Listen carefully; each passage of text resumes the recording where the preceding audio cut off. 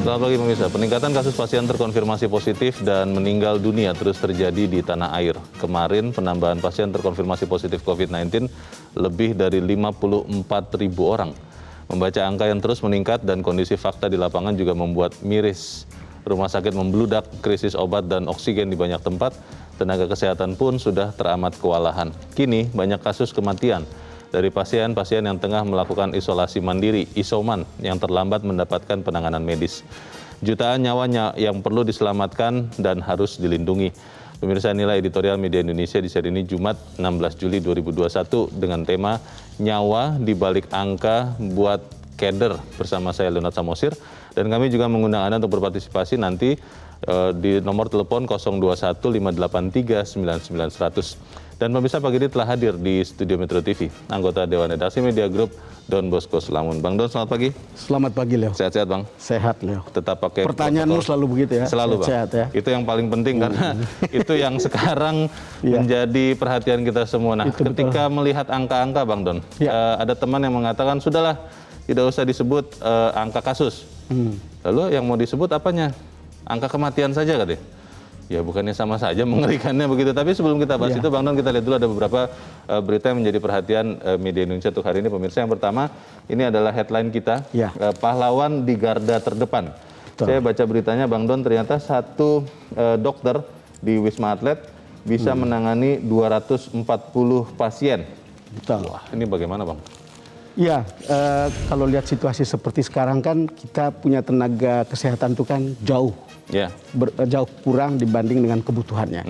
Dan mereka harus bekerja ekstra di luar itu. Dan hari ini headline Media Indonesia menggambarkan dengan sangat baik sejumlah gambar ya.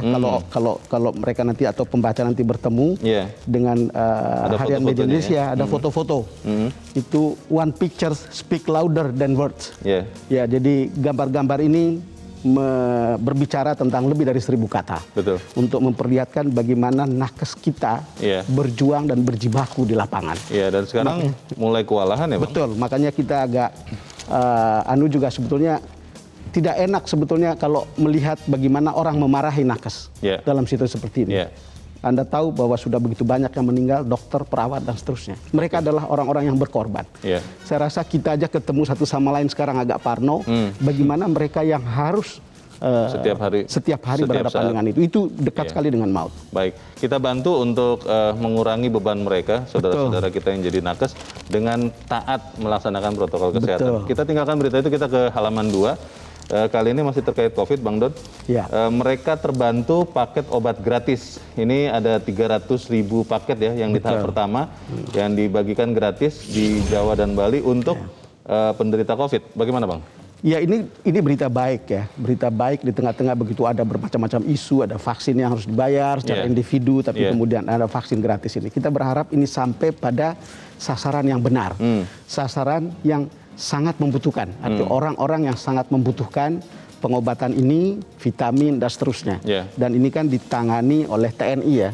Kita berharap ini jatuh pada orang yang tepat, cepat pada waktunya, karena ya ini selain tepat orangnya juga harus cepat waktunya gitu untuk bisa menolong orang. Jangan terlalu lama begitu. Dan 300.000 menurut saya tentu orang berpikir mestinya lebih banyak dari itu, tetapi yang sekarang lah gitu. Tahapan berikutnya sih kita dengar akan terus ditambah begitu. Dan semoga ini benar-benar bisa membantu. Kita ke berita selanjutnya. Kali ini dari halaman 3. Ini terkait dengan kasus korupsi. Edi Prabowo belum putuskan banding. Ini sudah dijatuhi hukuman tapi belum memutuskan banding. Ini apakah kemudian maksudnya menerima atau bagaimana ini, Bang Don? Saya tidak tahu, hukumannya kan 5 tahun ya. Soal hukuman ini kan karena hakim sudah memutuskan atas nama ketuhanan yang Maha Esa, kita tentu tidak bisa menggugat kecuali ada proses hukum yang lebih lanjut gitu. Jadinya kita berpikir harus banding gitu. Dengan hukuman 5 tahun itu, apakah Edi Prabowo merasa sudah proper atau tidak? Kalau dia merasa bahwa itu sudah proper untuk dia terima, dia tidak akan banding. Tapi kalau tidak, dia akan teruskan gitu. Tentu saja yang menjadi soal itu selalu kan begini ya, angka korupsinya berapa, hukumannya berapa. Karena varian putusan antara majelis hakim itu sangat berbeda-beda. Betul. Di kampung saya ada orang yang mungkin kehilangan uang 1 miliar atau kemudian disuap 1 miliar, itu dihukum 7 tahun, bahkan ada yang 12 tahun. Gitu. Tetapi kalau lihat ini 5 tahun. Tapi ini bukan soal kita lah, itu urusan di sana. Tapi poin kita adalah soal rasa keadilan, rasa keadilan di masyarakat gitu, seperti apa gitu. Baik, kita nanti ikuti saja perkembangannya seperti apa kasus itu. Kita ke halaman 2 lagi. Hari ini ada tulisan opini oleh Saur Huta Barat, Dewan Redaksi Media Group. Judulnya 70 tahun Surya Paloh. Saya baru sadar ternyata Pak Surya sudah 70 tahun, Bang. Bagaimana, Bang Don? Iya, saya kira kita harus mengucapkan selamat ulang tahun dulu kepada Bang Surya. Dan ini adalah sebuah penghargaan yang sepantasnya ketika ada tulisan begini, dan saya kira ada laporan di halaman depan Media Indonesia hari ini, atau beberapa wawancara di halaman dalam tentang Bang Surya. Orang mungkin harus mengenal lebih dalam tentang beliau ya. Saya mengenalnya kira-kira pada tahun 85, lihat wajah pertama gitu. Tahun 85 itu berarti 36 tahun yang lalu. Ketika saya ikut tes untuk masuk sebagai awak jurnalis dalam koran yang dia pimpin, yang akan dia pimpin. Lalu kemudian beberapa tahun setelah ada koran Harian Prioritas, saya kebetulan sebagai wartawan masih muda gitu, sering berhadapan dan menghadap beliau untuk mendengarkan pikiran dia tentang editorial Harian Prioritas. Dan apa yang kita rasakan adalah kedalaman rasa perasaan nasionalismenya. Kemudian kedalaman rasa perasaan kebangsaan pluralismenya. Kemudian rasa perasaan tentang kemanusiaannya. Saya kemudian tidak heran kalau lihat itu, semua soal perasaan nasionalisme dan rasa kebangsaan itu kemudian semua gagasan itu dituangkan dalam bentuk media. Lalu kemudian ketika media hanya berkembang dan berfungsi sebagai panggung gitu, tapi itu ternyata tidak cukup. Kemudian beliau menuangkan itu dalam partai politik yang kemudian berlumpur-lumpur di lapangan untuk memperjuangkan gagasan itu gitu. Orang kalau menggali soal nasionalisme, kemudian rasa bangsaan atau pluralisme kepada Bang Surya, itu seperti menggali sumur tanpa dasar. Lalu soal kemanusiaan, Anda tahu mulai dari tsunami dan seterusnya, kita punya grup di bawah pimpinan Bang Surya sudah begitu banyak mengundang begitu banyak empati publik untuk menyumbang, membantu banyak orang. Baik, kita ucapkan selamat ulang tahun bagi Pak Surya Paloh dan terus sehat begitu ya Bang. Kita berharap kan. Baik, kita tinggalkan itu, kita ke editorial. Editorial hari ini bicarakan soal angka ini Bang. Untuk sebagian orang mungkin belum tahu artinya keder. Artinya keder itu ya ketakutan, takut, cemas, rasa ngeri. Apakah kemudian sebaiknya angka-angkanya tidak dikeluarkan atau bagaimana maksudnya pesan dari editorial ini Bang Don? Nggak, angka ini sengaja kita sampaikan. Kenapa? Karena sebetulnya kita tidak ada gunanya juga menyembunyikannya. Karena ini menaruh di depan wajah kita, ini kaca atau cermin untuk kita semua tentang situasi yang darurat, yang ada di depan mata kita dan yang kita rasakan sendiri. Sehari-hari kita sudah siap selalu terima berita duka. Kalau kita punya grup WhatsApp, mulai dengan innalillahi wa inna ilaihi raji'un, itu selalu ada di mana-mana, dan itu berkaitan dengan teman kita, teman dekat, tetangga, keluarga, dan seterusnya. Begitu membuat kita paranoid. Tetapi kan kita tidak cukup dengan begitu saja. Makanya kita bicara angka ini mencemaskan, angka ini menakutkan. Tetapi ketika kita cemas, ketika kita keder, so what? Apa yang bisa kita buat? Kita akan bahas itu ya Bang Don ya. Dan pemirsa, inilah editorial Media Indonesia untuk hari ini, Jumat 16 Juli 2021. Nyawa di balik angka buat keder.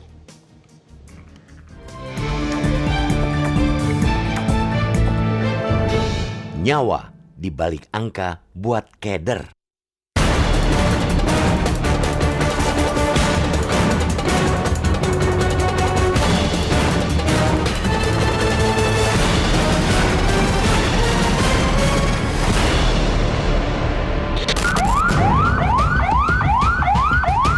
Amukan COVID-19 di Indonesia kian membuat keder.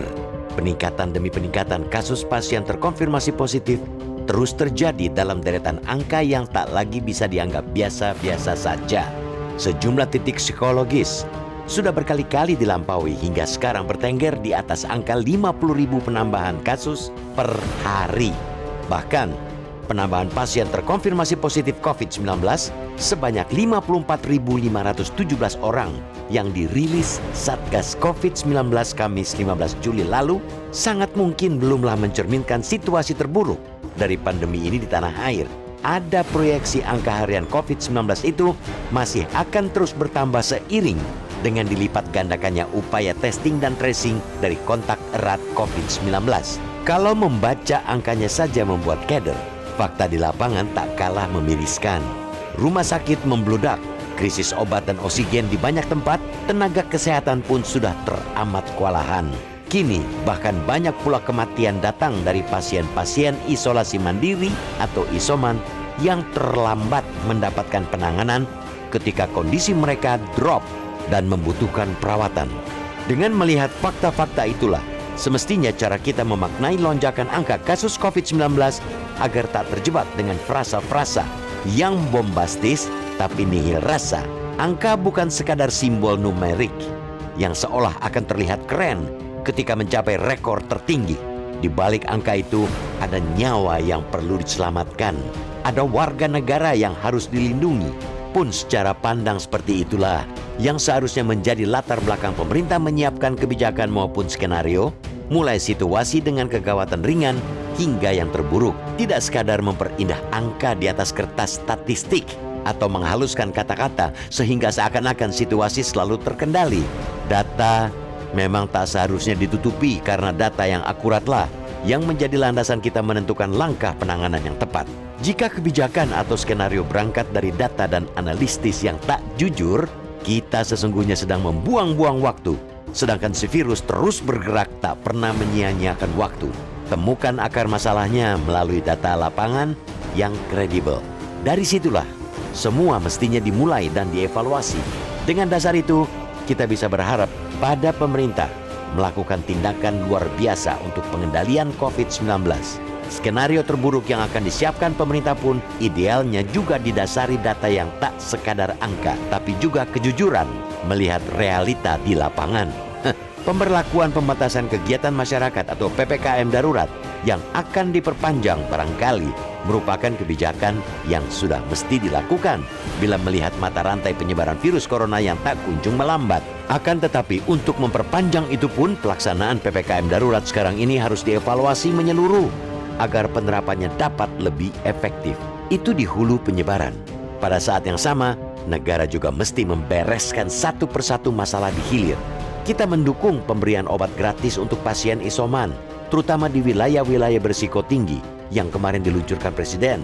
Namun, tak boleh itu hanya berhenti pada seremoni. Harus ada koordinasi kuat dalam implementasinya. Dan tak kalah penting ialah pengawasan. Harus diingat pula, persoalan obat hanya satu dari banyak persoalan di sisi hilir. Persoalan di rumah sakit yang amat kompleks tentang krisis tenaga kesehatan, tentang pasokan oksigen, serta obat-obatan yang kadang-kadang malah dimain-mainkan para penjahat dagang, tentang para pasien isoman yang bertumbangan, dan berderet persoalan lain. Akumulasi masalah itulah yang membuat kasus COVID-19 di negeri ini melonjak tinggi. Tugas berat pemerintah dan kita semua untuk mengikis masalah itu satu demi satu.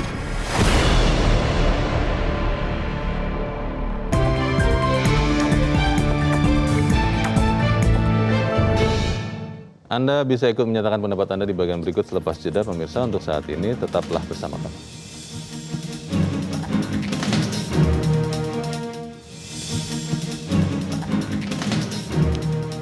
Terima kasih pemirsa, Anda masih bersama kami di Editorial Media Indonesia. Bang Don, kita ingin bertanya dulu Bang. Kita sudah tersambung lewat saluran telepon dengan Brigjen TNI Purnawirawan Dr. Alexander K. Ginting, Ketua Bidang Penanganan Kesehatan Satgas COVID-19. Pak Alex, selamat pagi. Selamat pagi, salam sehat. Salam sehat Pak Alex. Kemarin angka kasus baru Pak 56.757 dengan kesembuhan 19.000 lebih dan meninggal 982.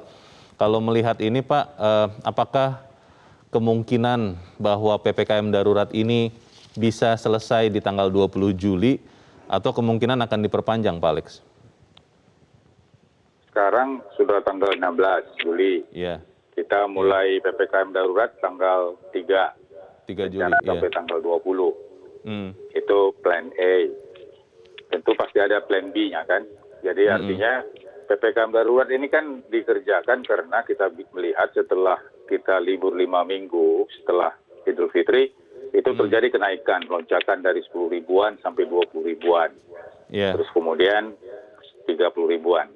Tentu kalau kita akan menyelesaikan tanggal 20 Juli sesuai dengan instruksi, maka kita akan berhenti di level 40 ribuan kalaupun misalnya terkontrol. Jadi oleh karena itu ukurannya adalah bukan di tanggal, tapi ukurannya adalah di target. Target itu adalah seberapa jauh kasus harian yang positif bisa melandai, kemudian bagaimana positivity rate itu bisa turun ke arah 5%. Sepanjang itu bisa kita lihat melandai menuju ke 5% positivity rate, dan kemudian kasus harian ada tren itu menurun, mungkin bisa dipertimbangkan. Dan satu lagi yang kita harus lihat adalah BOR. Dan sampai saat ini BOR bergerak ada di atas 80-90%. Bahkan sudah menjadi pertimbangan untuk dibuka rumah sakit darurat dan rumah sakit lapangan. Jadi harus kita ingat, kalau ada hari ini dilaporkan 56 ribu, itu proses infeksinya itu antara 5 sampai 10 hari yang lalu. Dan kalau dia sudah 56 ribu dilaporkan positif, dia akan baru konversi sekitar 10 sampai 14 hari. Bahkan ada yang sampai 21 hari. Kendati dia gejala ringan ataupun tidak bergejala, tentu ini akan membutuhkan waktu. Terlebih kalau yang ditemukan hari ini, 5% diantaranya mungkin dengan komorbid. Nah, mungkin ini bisa terjadi perburukan dan mereka akan bergeser ke rumah sakit. Jadi artinya ini tidak bisa diselesaikan hanya dengan angka-angka, tapi harus kita lihat trennya dari berbagai target yang sudah ditetapkan. Pak Alex, kita dengar bahwa kalau tidak salah Menteri Keuangan yang mengatakan bahwa mungkin akan diperpanjang 6 pekan, 6 minggu. Benar begitu atau bagaimana Pak Alex? Karena sebagian pengusaha sudah khawatir kalau itu terus dilakukan, ya usaha mereka bisa memburuk atau bahkan benar-benar berhenti. Bagaimana Pak Alex? Jadi kalau di dalam situasi normal kita kan selalu deal dengan ramalan cuaca. Seluruh pebisnis, seluruh pelaku pasar lihat ramalan cuaca, hujan atau tidak, temperatur bagaimana. Nah kalau kita dalam situasi pandemi, kita juga harus melihat dashboard. Dengan dashboard ini seharusnya pelaku bisnis bisa melihat kasus aktif harian itu bagaimana gerakannya. Kita lihat 5 hari terakhir bagaimana. 3 hari terakhir di Jakarta itu hampir 12.000 orang. Jadi dengan melihat dashboard itu, itulah kita bisa mengambil proses keputusan di dalam apakah bisnis, ekonomi, ataupun yang lainnya. Jadi kalau kita lihat dari tren-tren angka-angka ini semua memberikan arti. Memberikan makna, apa artinya positivity rate, apa artinya kasus aktif harian, apa itu recovery rate, dan apa itu mortality.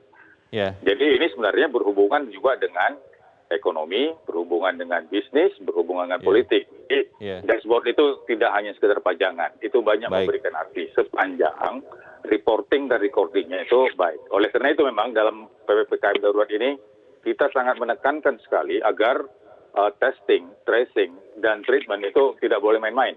Itu harus tetap harus dilaksanakan. Sebagaimana arahan Kasatgas Letnan Jenderal Ganip Warsito bilang bahwa pelaksanaan ini harus dilaksanakan secara kolaboratif, dan kemudian di sektor hulu harus hadir 4 pilar tersebut: Pemda, pemerintah pusat, TNI, dan Polri. Sehingga ini harus memang benar-benar menjadi tugas kita untuk membersihkannya, membereskannya di daerah hulu, sehingga beban di hilir berkurang. Pak Alex, ada yang mengatakan begini Pak, sebetulnya walaupun benar bahwa sekarang ada varian Delta yang lebih cepat menular, tapi kalau semua masyarakat disiplin pakai masker, itu harusnya membuat sesuatu yang berbeda, tidak sebanyak ini angkanya. Nah pertanyaannya, apakah memang sekarang kedisiplinan protokol kesehatan, khususnya masker Pak, khususnya di Jawa dan Bali yang sekarang melaksanakan PPKM darurat, apakah memang turun signifikan atau seperti apa Pak? Jadi sebenarnya pemakaian masker itu sudah tersosialisasi. Di mana-mana kalau kita lihat orang memakai masker. Tetapi yang kita harus lihat value-nya. Saya pakai masker, tetapi begitu berbicara dengan Pak Leo, saya turunkan masker saya sambil bercakap-cakap. Itu benar nggak? Nggak benar kan? Tapi maskernya ada. Atau kita duduk di kedai kopi, kemudian sambil minum, kita jaraknya 1 meter. Titik-titik Karena lemah minum itu ya. harus dilepas masker, akan terjadi transmisi. Itu yang terjadi sekarang. Jadi masker itu ada, tapi kualitas dan value-nya itu yang berkurang. Jadi sebenarnya harus ada memang bagaimana SOP itu harus tetap tegak, tetap dilaksanakan. Artinya 4 jam sekali harus diganti, kalau basah harus diganti, dan kemudian kalau hindari kerumunan dan sebagainya. Baik. Terus berjuang Pak Alex, karena kami terus mendukung supaya kita sama-sama bisa menang lawan COVID ini. Terima kasih Pak Alexander Ginting sudah mencerahkan kami pagi ini. Selamat pagi. Kita akan bahas yang tadi kita dengar dari Pak Alex, tapi selepas jeda Bang Don. Dan pemirsa tetap bersama kami, Editorial Media Indonesia segera kembali.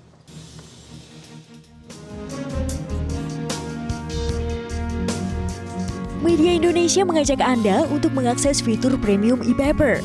Dengan sajian konten berbasis intelektual dan meneguhkan kebangsaan, Media Indonesia tampil dengan lebih dinamis melalui e-paper Media Indonesia yang dapat Anda akses kapan saja, di mana saja. Caranya mudah, download aplikasi Media Indonesia di Android atau ketik link epaper.mediaindonesia.com atau bisa scan QR Code pada layar kaca Anda. Klik tab e-paper di bagian samping layar tablet Anda, daftarkan data diri, serta pilih paket berlangganan e-paper Media Indonesia sesuai dengan kebutuhan Anda. Nikmati juga bonus spesial tambahan 4 halaman rubrik fokus setiap hari. Semua bisa Anda dapatkan hanya di e-paper Media Indonesia. Untuk informasi lebih lanjut, hubungi customer service di nomor 0811 1201 2018 atau kunjungi media sosial @mediaindonesia. Media Indonesia, referensi bangsa. Terima kasih bisa masih bersama kami di Editorial Media Indonesia. Bang Don, tadi Pak Alex mengatakan bahwa kalau melihat angka itu ya harus juga melihat kemungkinan bagaimana PPKM darurat ini bisa diperpanjang, Bang. Dan itu ya kelihatannya jadi keniscayaan walaupun belum diputuskan. Bagaimana Bang Don? Ya memang jangan salah, ini di PPKM ini diperpanjang tergantung kerja kita semua, tergantung kerja pemerintah, tergantung kerja masyarakat, tergantung saya dan Leo dan semua orang gitu. Yang paling penting begini Leo, angka-angka ini kita sudah tahu mencemaskan, mengkhawatirkan, menakutkan. Dan di saat-saat seperti ini saya yakin para pemimpin kita sadar betul bagaimana rakyat dan masyarakat itu meletakkan seluruh harapan, meletakkan seluruh kesulitan, meletakkan seluruh keinginan dan kesusahan mereka di pundak para pemimpin.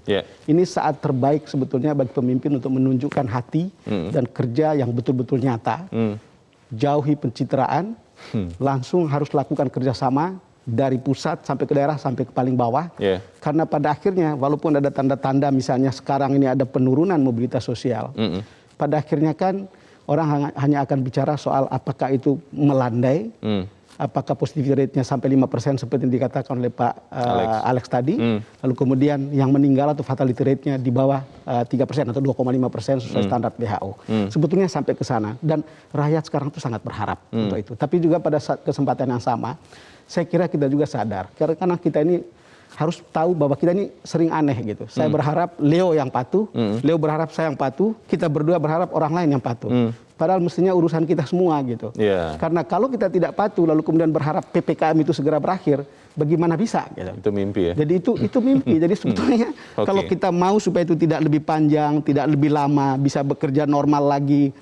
Itu dari kita dan kembali lagi kepada para pemimpin tadi yang harus betul-betul bekerja dengan hati. Leo, krisis bisa melahirkan pemimpin yang hebat. Krisis bisa membuat rakyat itu bisa melihat mana pemimpin yang punya hati dan mana pemimpin yang betul-betul sampai ke bawah. Baik, bagaimana rakyat atau pemirsa Metro TV melihatnya? Kita juga akan bertanya Bang Don. Kita sudah terhubung dengan pemirsa Metro TV di Bekasi, Jawa Barat. Ada Pak Ondo Silitonga. Pak Ondo, selamat pagi. Selamat pagi Bung Leo, selamat pagi Bung Don Bosco. Selamat pagi. Bagaimana Pak Ondo? Silakan Pak. Pendapat Anda. Iya, kita jangan paranoid lihat angka, imun kita nanti turun. Pemerintah harus melakukan tindakan extraordinary. Dan elit-elit yang lain jangan merecoki lagi. Dan pemerintah tidak perlu menanggapi yang merecoki tersebut. Tindakan extraordinary maksud saya PPKM darurat itu harus diperketat. Dan daerah-daerah lain harus sudah mempersiapkan diri. Kemudian bansos harus dipercepat. Rekrutmen naskes itu perlu. Mahasiswa-mahasiswa kedokteran atau kesehatan yang sudah tingkat akhir secara extraordinary diluluskan saja dan jadikan relawan karena nakes sudah banyak yang terpapar. Mungkin kita banyak tenaga ahli, kita akan coba peralatan oksigen darurat dan selain harus mengimpor besar-besaran. Tangkap semua pedagang, distributor dan apotek-apotek yang nakal. Bung Leo, angka ini akan terus meningkat kalau dilipat gandakannya testing dan tracing. Otomatis treatment juga akan meningkat. Kalau lambat mengantisipasi, maka jumlah yang meninggal juga akan meningkat. Coba lihat, Jawa Bali awal daripada PPKM darurat. Kemudian akan kemana-mana ini bila masih ada saja dari Jawa dan Bali ini ke daerah-daerah lain atau dari luar negeri ke Indonesia atau antar provinsi. Fakta menunjukkan pesawat dari Padang ke Batam ada penumpang yang dideteksi positif lebih dari puluhan orang. Kok bisa gitu loh? Ini berarti perlu juga pengawasan. Terakhir, selama rakyat tidak disiplin, tidak patuh dan pedagang masih nakal, maka masih banyak yang mau dan banyak juga yang merecoki, maka angka-angka akan terus meningkat. Kuncinya adalah vaksin dipercepat dan diperbanyak, rakyat harus patuh, disiplin, perangi bersama, harus ada kesetaraan, jangan ada yang dibeda-bedakan. Maka kita mampu dan kita akan menang. Bersama kita kuat. Demikian Bung Leo, Bung Don Bosco. Makasih. Terima kasih. Selamat pagi Pak Ondo Silitonga di Bekasi, Jawa Barat. Di belakang Pak Ondo ada Pak John Veto di Batam, Kepulauan Riau. Pak John, selamat pagi. Selamat pagi Bang Leo, selamat pagi Bang Don Bosco. Selamat pagi, silakan Pak John, singkat padat saja pendapat Anda, Pak. Silakan Pak. Ya, judul yang dibahas media editorial media Indonesia pagi ini memang apa yang saya rasakan. Ya, memang takut. Kadang-kadang saya tidak mau lagi nonton TV ini. Ya, tapi karena keingin tahu juga harus. Memang 2 hari aja kita 110.000 orang lebih. Ya. Hari Rabu aja ada 54 ribu. Kemarin 57. Jadi betul kata Pak Wondo yang dari tadi itu, pemerintah harus tegas. Genjot vaksin 2 juta mulai bulan Agustus 1 hari, harus begitu. Dan lagi tak usah lagi yang pam-pam tubuh pendek itu harus ditangkapi. Yang bilang corona ini tidak ada, yang menumpuk obat, menggandakan harga obat ditangkapin itu. Penimbun ya. Tidak usah lagi bertele-tele. Ini kita betul-betul. Saya aja yang begitu dari awal-awal dia mulai takut saya. Nengok angka. Kita tidak bisa juga diam diri juga. Kalau takut kalau kita besok tambah meledak dia. Memang harus dicari solusi yang betul tegas ya. Tapi pasti itu aja. Terima kasih. Terima kasih Pak John di Batam, Kepulauan Riau. Selamat pagi. Di belakang Pak John ada Pak Mauhalizar di Aceh Tengah. Pak Mauhalizar, selamat pagi. Selamat pagi Bung Leo, selamat pagi Bang Don. Pagi. Selamat pagi, silakan Pak Mauhalizar, singkat saja. Jakarta berteori bahwa semakin banyak melakukan testing dan tracing, maka semakin banyak orang yang terdeteksi tertular. Bila teori ini diterapkan di seluruh wilayah Indonesia, maka jumlah terinfeksi harian kita bisa berkali-kali lipat jumlahnya dari yang dilaporkan atau yang ditutup-tutupi. Dan ini akan menjadikan Indonesia sebagai negara yang paling menyeramkan di muka bumi. Leo dan Bang Don, virus tidak pernah berjalan sendiri, tapi itu dilakukan oleh manusia yang berpikir, berhati nurani, bernaluri, dan berilmu pengetahuan dan lain sebagainya. Bila hari ini kesadaran dan hati nurani manusia Indonesia itu yang di situ, maka hari ini juga penularan COVID di Indonesia itu akan terhenti. Obat, nakes maupun bor di rumah sakit fungsinya hanyalah mengobati orang-orang yang sudah tertular atau yang sakit.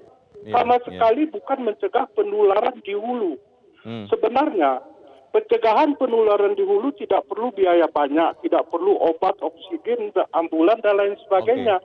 Hanya ketua RT atau ketua lorong mengetuk setiap pintu warganya lalu komunikasi dari hati ke hati. Karena setiap warga Indonesia pasti tinggal di RT, RW, desa atau kelurahan.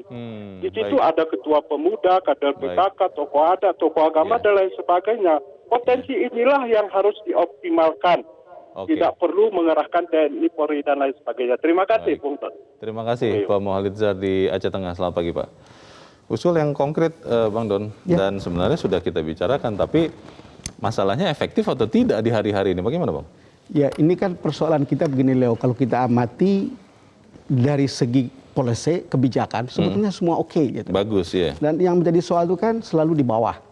Jadi the devil's in the details.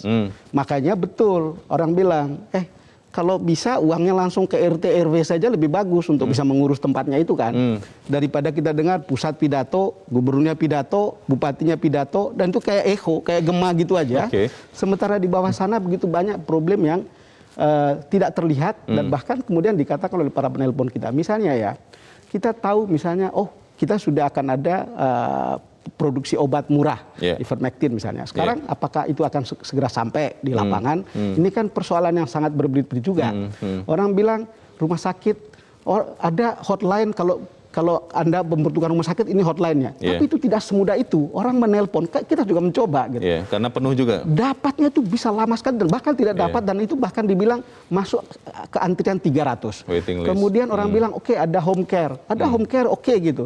Tapi juga menelpon itu lama, lalu kemudian ada juga home care yang begitu mahal untuk bisa dapatkan pelayanannya. Jadi begitu banyak hal yang sebetulnya kalau lihat di lapangan, itu tidak seindah seperti yang diomongin di atas gitu.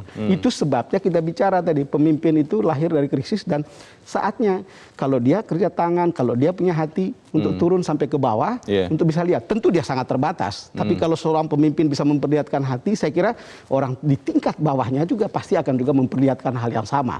Ingat baik-baik seperti kata saya tadi, di saat-saat kecemasan seperti ini, rakyat itu menaruh kesusahannya di bahu para pemimpin, di semua level. Dan ini sebetulnya saat yang paling tepat. Ya, tidak perlu ada pencitraan, lakukan saja pekerjaan. Rakyat itu sudah bisa mengisi rapor Anda, apakah merah, apa hijau. Gitu. Jadi saya kira gitu, Leo. Tadi menarik yang dikatakan Pak Mauhalizar, Bang, bahwa yang kita tangani sekarang pasien, baik yang bergejala paling ringan, tanpa gejala sampai yang berat, oksigen, obat, rumah sakit, tenaga kesehatan, itu kan dihilir. Betul. Yang hulu ini seharusnya bisa diperkuat.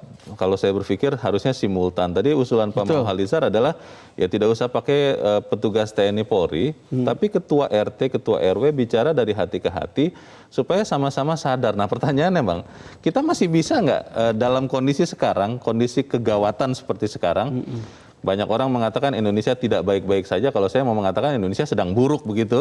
Tidak usah diperhalus lagi. Itu kita bisa tetap melaksanakan fungsi dari ketua-ketua RT RW itu untuk berbicara dari hati ke hati. Saya takutnya begini, Bang, tidak cukup waktu. Sebetulnya bukan soal tidak cukup waktu. Sekarang kan semua bisa lewat digital berhubungan kan. Saya pernah dengar, mungkin saya salah, tapi mudah-mudahan bisa koreksi, Leo. Itu kan dulu ada dana yang ke pendidikan ya, dana BOS atau apalah yang dibuat. Bantuan operasional sekolah. Itu sekarang langsung ditransfer dari sini ke misalnya ke kepala sekolah atau ke sekolahnya gitu. Tidak lagi lewat birokrasi pemerintahan. Dan itu sampai, dan itu fine gitu. Nah, kalau kita bicara tentang daerah merah, kan kita bisa lihat apakah RT-nya Leo sekarang bekerja, apakah RT saya bekerja, apakah RW kita bekerja, ataukah RW seseorang yang sedang menonton ini bekerja. Kalau dia tidak bekerja, memang dia bagaimana harus bekerja. Kalau dia tidak difasilitasi, menurut saya ini kesempatan yang paling baik untuk bisa sampai ke situ. Gitu. Kenapa? Dia bisa bikin dapur umum di situ, bisa meminta ambulans gitu di situ, tidak perlu begitu banyak orang. Ada 3 orang yang terpapar atau ada 5 rumah yang terpapar. Saya butuh ambulans ini. Dia bisa pastikan. Dan itu kan pakai mobilitas itu kan perlu support duit gitu. Dan menurut saya keguyupan kita di tingkat seperti itu masih oke gitu. Dan itu tidak cukup. Ya di atas boleh pidato-pidato gitu, apalagi ya jangan sampai ada pencitraan. Tapi yang bawah ini kan yang bisa berlumpur-lumpur untuk membantu kita semua. Bagaimana bergerak bersama-sama dan mengenyampingkan kepentingan-kepentingan yang lain dulu, itu yang akan kita bahas di bagian berikut. Bang Don, pemirsa tetap bersama kami, Editorial Media Indonesia segera kembali. Terima kasih pemirsa, Anda masih bersama kami, kita di bagian akhir dari diskusi kita pagi ini. Bang Don, bagaimana supaya kita melihat angka ini tidak jadi keder, tapi malah menjadi lebih waspada, Bang? Bagaimana, Bang? Ya Leo, saya kira semua orang, bahkan mungkin penonton kita, kalau lihat angka ini sudah merasa bahwa ini kita tinggal tunggu waktu, Leo. Leo tinggal tunggu waktunya dan saya tinggal tunggu waktunya. Kapan giliran kena COVID? Kapan giliran kena. Mestinya tidak seperti itu. Tidak seperti itu kalau kita memulai dari hulunya. Kan kita ini kan orang yang sudah, ya penyesalan selalu datang belakangan. Mestinya dari dulu sudah diserukan untuk menggunakan masker. Menggunakan masker, tinggal di rumah kalau tidak penting. Jangan tapi kita mudik. merasa, ya jangan mudik. Tapi kita tidak merasa bahwa itu sesuatu yang penting. Dan sekarang kita harus melewati ini dan situasinya menjadi bertambah parah setelah strain Delta berkembang begitu cepat. Saya kira ya bukan karena saya menyenangkan Pak Luhut Panjaitan gitu. Tapi ada orang seperti dia walaupun dibully seperti apa, ada orang yang mau pasang badan untuk melakukan pekerjaan seperti ini juga bagus gitu. Kita harus melihat bahwa ya kalau tidak ada orang seperti itu terus siapa yang harus ambil komando untuk bisa membuat ini bisa jalan gitu. Dan itu menarik bahwa sekarang PPKM ini walaupun minggu lalu sepekan pertama itu baru 15-20%. Kalau kita lihat di Google Mobility, Leo, itu sudah cukup bagus turun itu. Secara nasional itu retail dan recreation itu min 28%. Turun 28%? Nah, turun dibanding tahun lalu. Maksudnya pergerakan manusianya ya? Kemudian farmasi naik 5%, itu karena tentu banyak orang yang ke sana. Lalu kemudian di taman itu 35% turunnya. Lalu kemudian di transit station itu min 50%, itu kemarin ya. Transportasi umum di tempat kerja, ini yang menjadi soal, baru min 14%, padahal mestinya kan hanya BFH kan, ada yang 75%, ada yang 50% gitu. Lalu kemudian residensial naik jadi 13%. Orang banyak di rumah. Cuman residensial ini kan di dalam situ juga kan dia berkunjung sana kemari juga. Dan yang menarik, Leo, ini juga bagus ini, di Jakarta, kalau lihat retail and recreation itu turun 51%. Ini sekarang ya, itu dibandingkan dengan tanggal yang sama pada tahun lalu. Transit station min 55%. Glossary dan farmasi min 14%. Sudah banyak orang mungkin lewat ini. Workplace min 29%. Residential plus 17%. Kalau lihat seperti ini, kita bisa menaruh harapan bahwa kita bisa sebetulnya kita bisa melaksanakan PPKM ini dengan baik. Kita berharap besok itu akan lebih baik. Tetapi kan bottom line-nya kan persebaran atau penularan di bawah 10.000 kan. Jadi itu. Rapornya itu akan ada di situ, bukan soal orang sudah ada di rumah tapi kemudian tidak ada persebaran lagi. Ya kita berharap dan saya kira kita harus mempertaruhkan optimisme kita pada kita sendiri, pada kita semua dan pada pemerintah sampai ke tingkat yang paling bawah mulai dari atas untuk membuat ini bisa lebih baik. Kita jangan takut dengan angka, jangan keder dengan angka, dan kita jaga nyawa kita juga. Bang Don, terima kasih sudah hadir di tempat ini, Bang. Selamat pagi. Selamat pagi, Leo. Pemirsa, harus ada koordinasi kuat dalam implementasi dari setiap kebijakan yang diambil dalam penanganan COVID-19 di tanah air. Lebih penting lagi aspek pengawasannya. Dukungan ketersediaan fasilitas dan tenaga kesehatan sangat penting di tengah berbagai masalah yang tengah terjadi, termasuk mereka yang menyalahgunakan atau memanfaatkan situasi ini. Akumulasi masalah itulah yang membuat kasus COVID-19 di negeri ini melonjak tinggi. Kembali saya tidak lelah mengingatkan Anda, pakai masker Anda, jaga jarak, tidak usah kemana-mana kalau tidak perlu, dan kita sayangi nyawa kita dan orang-orang yang kita kasih. Saya Leonard Samosir, terima kasih Anda sudah menyaksikan. Selamat pagi.